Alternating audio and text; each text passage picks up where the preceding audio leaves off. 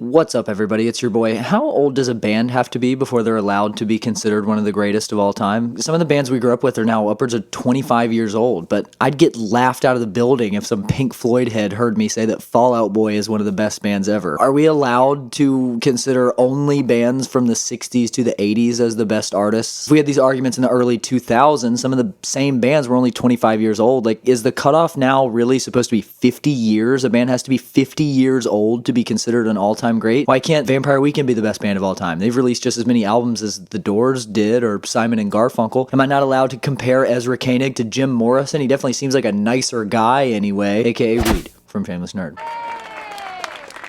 If you would like to support the channel and buy my cat a new collar because hers is doing that weird thing where as it wears out it frays and starts to look like wispy flower petals or something, the best way to do that is to become a member where you'll get cool behind the scenes stuff, access to the Shameless Nerd Discord community, and the unwavering, fulfilling satisfaction of knowing you bought a public middle school teacher another drive-thru meal at Taco Bell. Alright, let's get into it. There are, in my experience, three broadly applicable types of cringe content. There is the one that enrages me the most, which is the type of cringe content wherein a creator is doing something embarrassing, like deliberately and shallowly, attempting to recreate someone else's success regarding some internet virality, and just transparently, with no enthusiasm or belief in the artistic value of what they're doing, making a fool of themselves in hopes that it makes money or creates interest. It is also often at the expense of someone else. This is the lowest form of cringe content. This is the TikToker pouring soda all over himself in the middle of the aisle in Walmart. This is the painfully unfunny drive-through pranks. The guy pretending to be neurodivergent, lip-syncing, and making funny faces in the bathroom. Any of those TikTokers who do the lisp on purpose and essentially just make fun of people on the autism spectrum. That guy who pretends to ironically chew on stuff. This is the lowest form of human-made primary source content that there is. It's disingenuous, it's content for the sake of content, it's algorithmic-driven and designed to please the all-seeing eye of the algorithm, and it's often designed to be hated on purpose because people don't realize it's deliberate, so they get mad and interact with the post. This is just the most internet brain, poisonous cancer content that you could possibly consume, and it is everywhere. There are compilations on YouTube with millions of views that are of this specific brand of cringe content, and I don't understand why anyone would seek it out on purpose, but I don't understand a lot of things on the internet, and that's basically how I've ended up like this. I'm gonna call this brand of cringe content reprehensible cringe. It's valueless, it's dystopian, it's irredeemable, absolute garbage,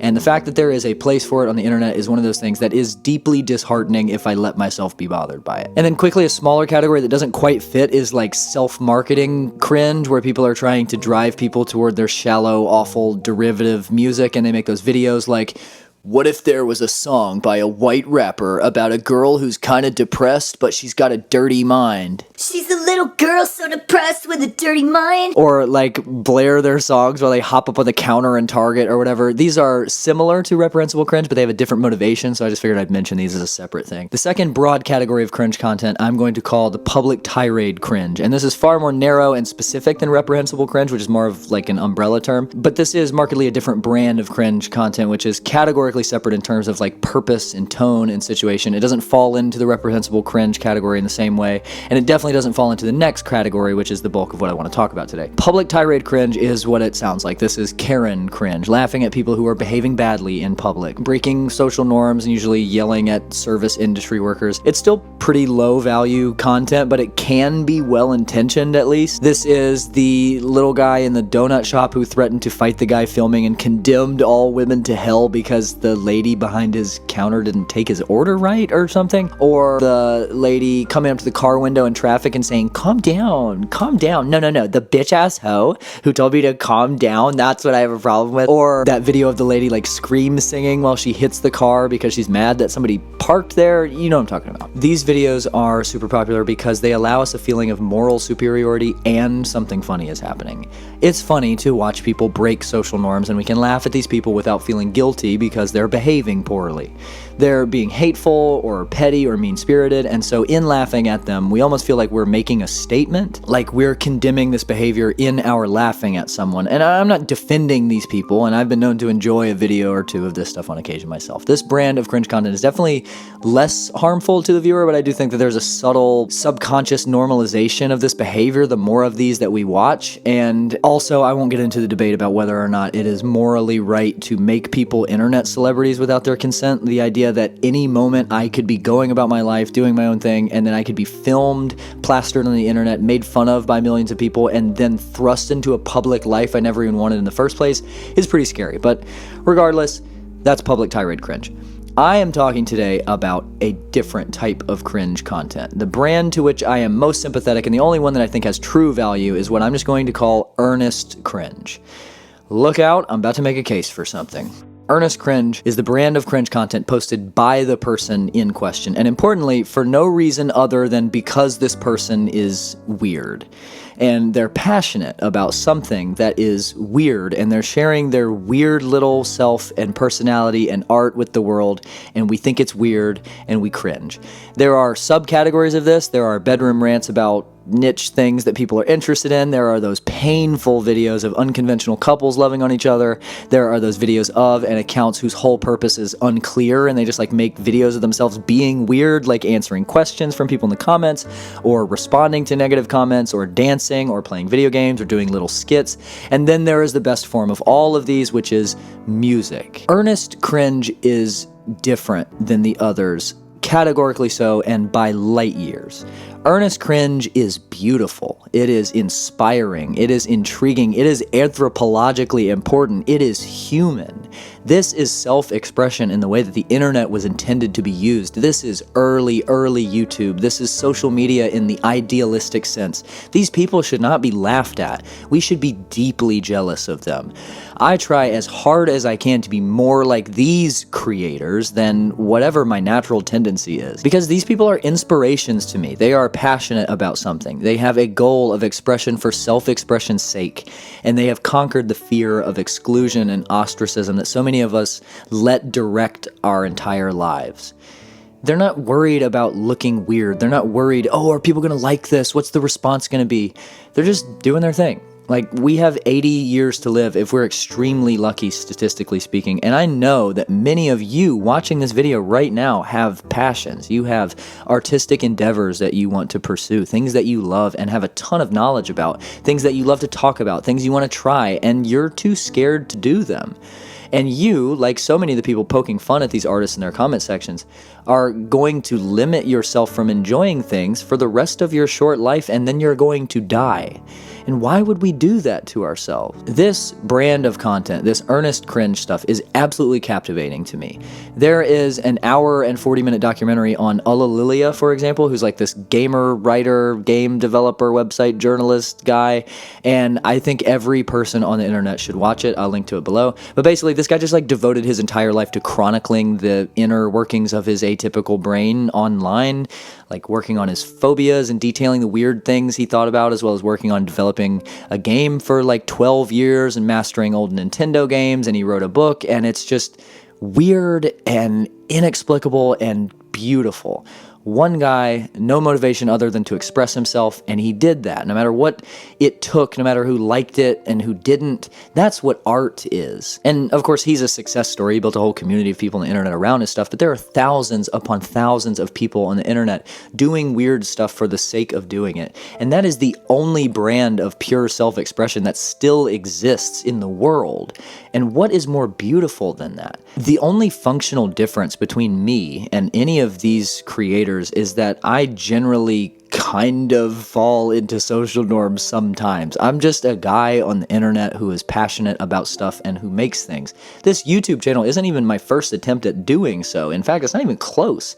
I have made so much incredibly cringy content that I have desperately scrubbed from the internet that it is starting to get crazy. Like, I used to make YouTube videos when I was in middle school. I'm talking hundreds of videos, and they are unwatchable. I made little skits and songs, and I can never let anyone see them. I would die. And I did this into high school. Stop motion videos set to 30 Seconds to Mars songs. And then I started making music, and guess what I did? I made rap music for years, and I've deleted it from the internet, but I still have access to it, and I, in my room alone, cannot sit through the entirety of some of the music videos. I'm in a band with a friend of mine right now. We have music on Spotify and everywhere you could find music. 4 years ago, I started making YouTube videos again on this channel about Nintendo stuff and video game history and whatever, and I've privatized all those videos because I can't even look at myself from that time period of my life, and why did I shave my head in 2022? My point is that I am the same thing as these people we laugh at on the internet for being cringe. And I'm sure that there are people watching my current content thinking, God, this guy is cringe. I've gotten hate comments on some of my videos from this month. What makes me different from James Chapesky? Which, by the way, if you don't know who that is, that's another one you've got to look into. There's a video on him that I'll link to as well, and it's Curtis Connor, who is not like my favorite YouTuber or anything personally, but it's still an awesome look into James and his music and this kind of perspective I'm trying to get across.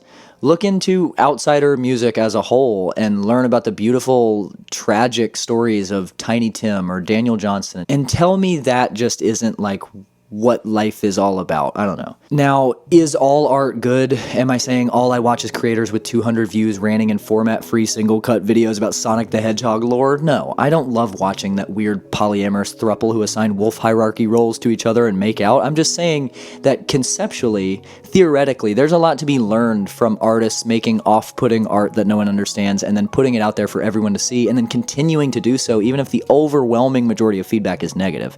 That's what art is. Art is intrinsically valuable. It's self-expression. It's stuff, not content. And being silly is fun. That's all we used to do as kids. That was our entire goal. We did that every day during the most formative time period of our entire lives. And then we become adults and we're expected to just never be silly again? We're expected to present a persona of seriousness and professionalism to everyone forever, and if we're so bold as to have an artistic output, it's to be polished and expertly done from the very beginning? According to who? Because not only is Ernest Cringe beautiful, in my opinion, as a consumer, like watching this content and supporting the idea of it, but participating in Ernest Cringe is imperative as an artist. When you are 6 and you pick up a basketball and you shoot it at a real basketball goal 10 feet tall for the first time, the odds of it going in are astronomically low. When you pick up a basketball for the first time and you say, I'm going to play basketball right now, you are going to suck ass at basketball for a long time, years, and you could actually play basketball every day for the rest of your life and still not become LeBron James, and thank God he was terrible as Gwangi and Smallfoot, real thing, look it up. You have to suck at stuff to get better at stuff. And you're not expected to practice playing basketball by yourself, doing solo drills with a personal trainer for months and months until you've got it all figured out before you ever play an actual basketball game with your friends. If your friend said, hey man, let's go play a pickup game, and you said, no, I've only been playing for 2 years, I have to train first, you'd sound like an insane person, and you would be an insane person. But that is how we treat artists. When you make your first song, your first painting, your first short story, poem, take your first serious photo, it's going to suck. And what suck looks like in basketball is missing a shot. What suck looks like in art is cringe. When you make your first song and it's poorly written, it's derivative, it's a love song about a girl that's been written a million times and it's full of cliches and it's compositionally super simple and it's mixed poorly and the vocal performance is bad, it's cringe. That's what suck looks like and sounds like for artists. But instead of playing a pickup game to get better, we expect the artist to go run drills with the personal trainer for years first. You have to make cringe garbage to make good stuff. I have been writing songs for over 15 years, and I am just now in the last few months writing things that I think I'm proud of. I can't even stomach most of my old stuff, but there is an important difference in preparing things for public consumption and making practice songs. If I didn't allow myself to get to a point at which I thought in the moment, yeah, people are going to love this rap song about George Washington, that's a real thing I did, I thought it was very smart and interesting at the time, then I would never have gotten the practice at doing the things I do now to ensure that something really is worth releasing. I wouldn't have ever gotten to where I am now if I didn't not only make a bunch of cringe garbage that I had to spend countless hours carefully scrubbing from the internet, but also release it, show it to people. And for a long time, I am all but certain I was the exact person that pops up in these Ernest Cringe compilation videos that I'm talking about. I was that exact person, expressing himself in a way that was cringy and uncomfortable and awkward and weird. And hopefully, I still am. Thanks for watching. See y'all next time.